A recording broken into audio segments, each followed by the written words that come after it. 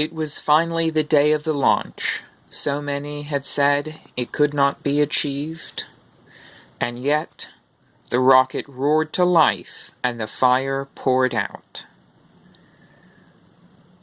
Some still thought this would all end with a giant explosion, and nothing would come of it. The crowd below was wild with excitement.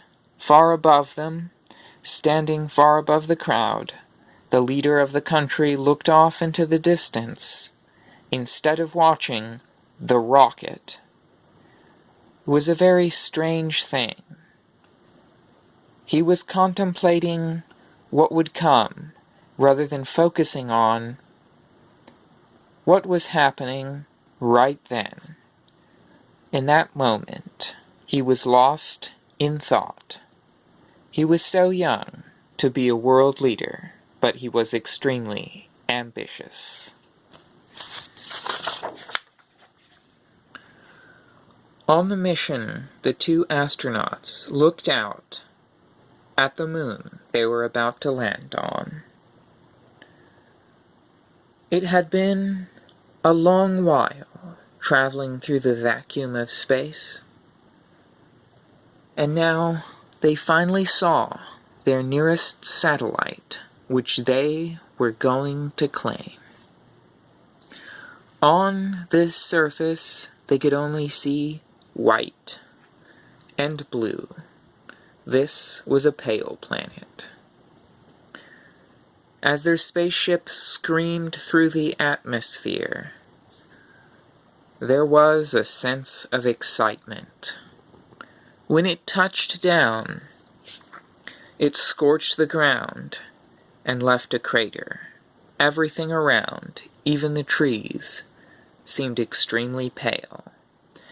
But upon disembarking, they saw what was the greatest wonder of the entire experience and would be talked about back on Earth for years to come, the thing they would never forget.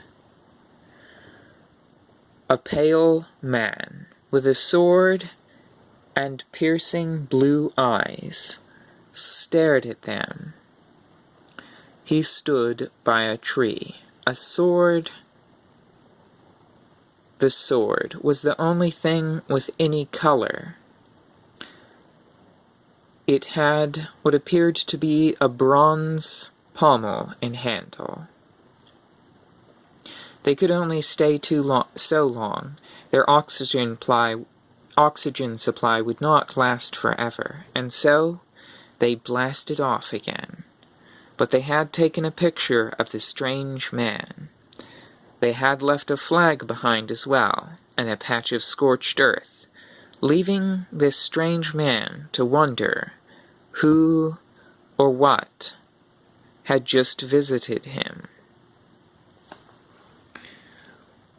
As they re-entered their own atmosphere, after the long, long wait to return to their planet, they screamed through the atmosphere and landed on the very charred patch of Earth where they had taken off. That flag was now